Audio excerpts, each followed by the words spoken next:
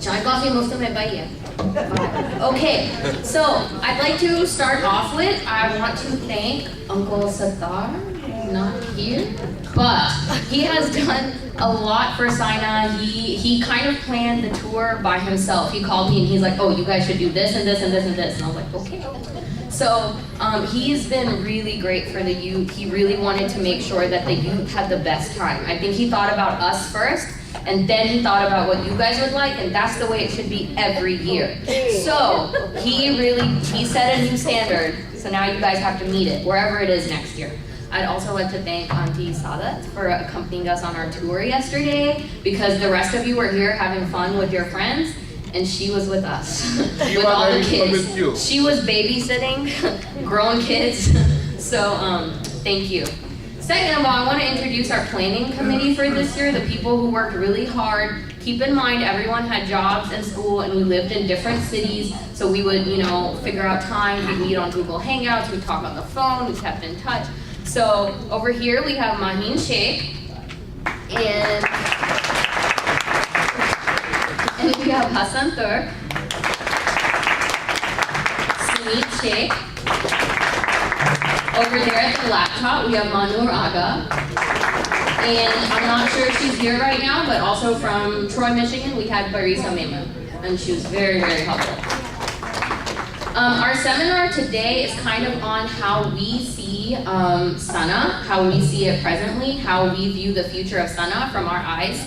Maybe you won't like some of what we say, maybe you'll love it, but it's all the truth. And I think, that's what you guys are here to listen to. And before I leave, I just want to say, do not interrupt people and say, Sindhi me galayo, because everyone may not know Sindhi, and if you really want to go get someone, go get their parents, okay? It's not their fault. So don't, like Maheen's dad, Walid Shaikh is right there. Hassan's dad, Ijaz Turk, is right there. Sunit's dad ran away because he knew what was going to happen. But Auntie Sadat is right there. So those are the people you need to go after, okay? Not these people. And what about your parents? Mukhe Sindhi ache thi.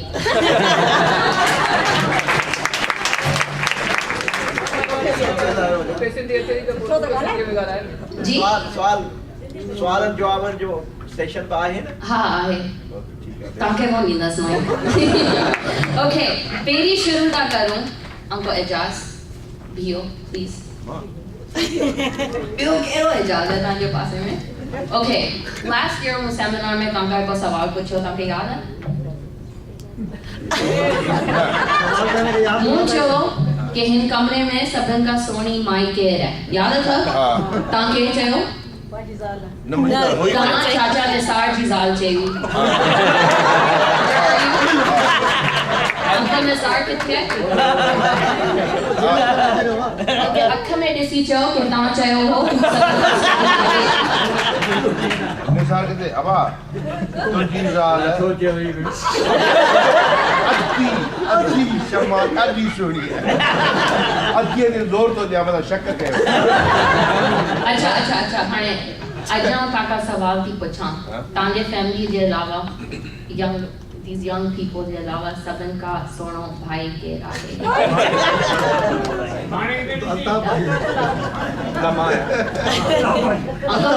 Model करे पियो कान अल्ताफ भाई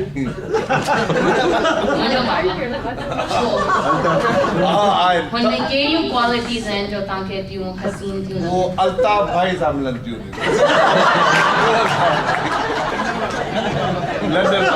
हाणे ॿई हाफ़िज़ भाउ तव्हांखे ॿार पकड़ंदा हिकिड़ी जी ज़ाल लाइ चयो हिकिड़े लाइ पाणे चयो okay We're going to go ahead. I'm going to introduce Maheen Shaikh. She's going to come make a speech. Her very proud father's right here, so please give her a round of applause.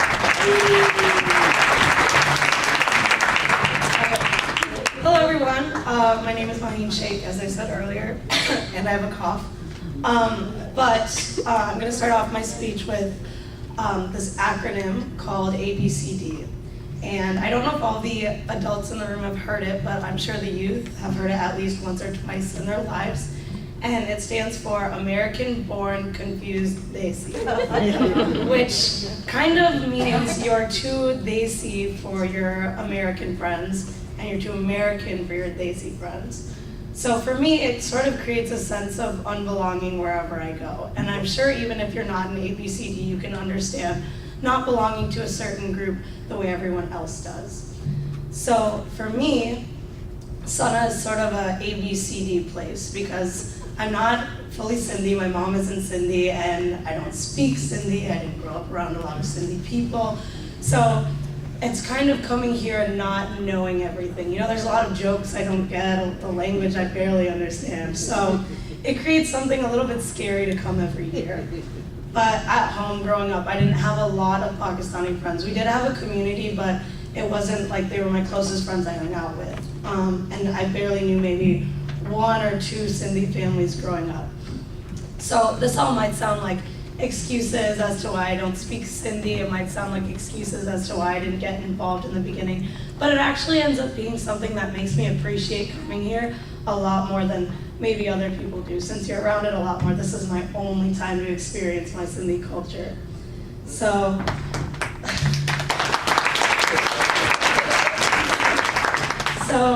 before the last few years, I used to come to SYNA, and I would come with my brother and my sister and my mom and my dad, and we would sort of sit around the sidelines. I would hang out with my siblings and watch, you know, the youth do their thing, and I would run off with my family, maybe hang out with Hassan a few times here and there.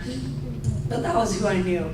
And my only experience with SYNA was in San Francisco. Me, Marvi Turk, and my sister walked into the youth room, and they were all playing Heads Up or something. And we stood there for a minute, we're like, okay, we don't know anyone, and we left. And that was it. That was my whole SYNA experience. Yeah, I know, you're so proud of me and Marvi, aren't you?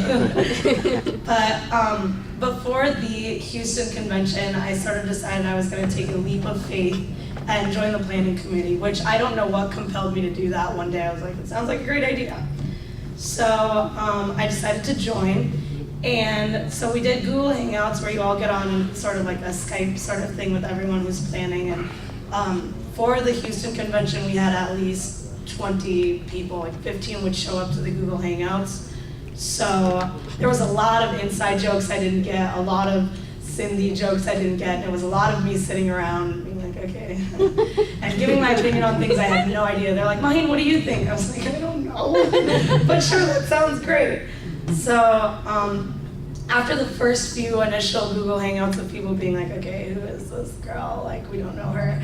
I started to, you know, get involved. I tried making a pen pal program, and anyone who heard about the pen pal program knows how that went, but I'm bringing it back, it'll come back.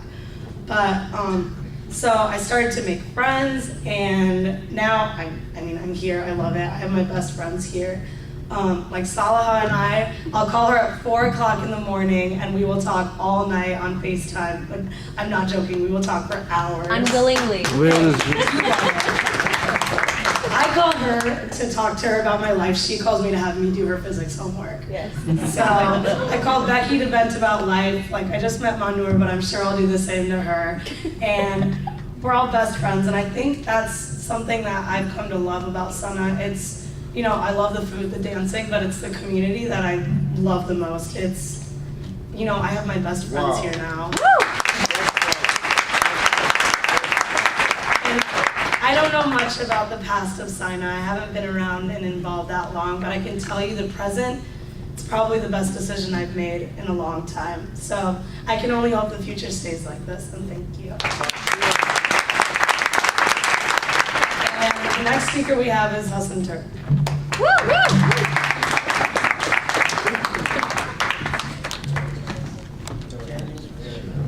Hello, my name is Hassan Turk, and so today what I am going to be talking about is why specifically I decided to join the SYNA committee today, because in the previous, Becky and Maheen, a little bit of forcing it back.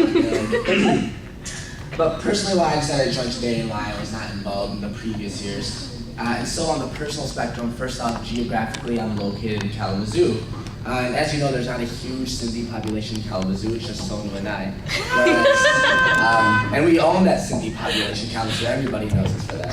So, whereas if you look at communities like Dallas and Houston and St. Louis, there's a bunch of Sindhi youth. And so they form that sense of community very early, that community sense that Maheen was talking about.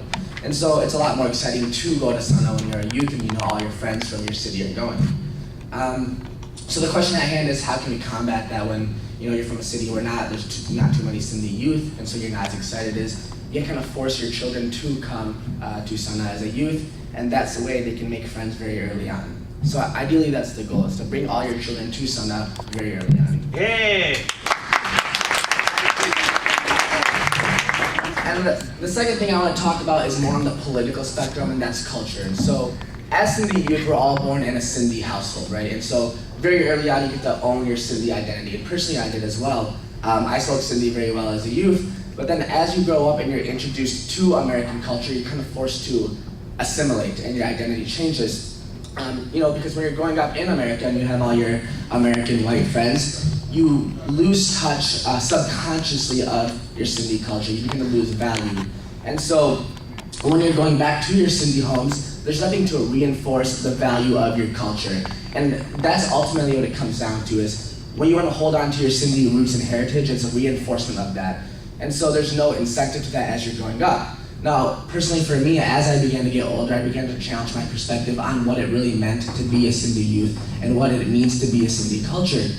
And so, as I began to challenge this, I began to value my roots as a Sindhi person a lot more, and I took more of an interest in Sindh and what it means to be Sindhi. And that's largely what our Sindhi identity is asking us, is what does it mean to be a Sindhi youth growing up in America? And so I encourage you all to ask your kids, what does it mean for you to be a Sindhi youth in America? Because, as I said, there's nothing to reinforce this perspective and reinforce this identity growing up.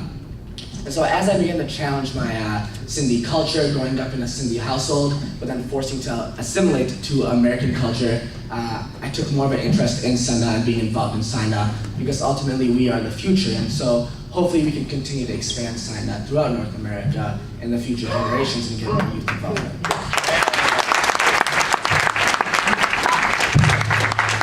And up next, I'm going to talk, Becky and Sonu are going to come up.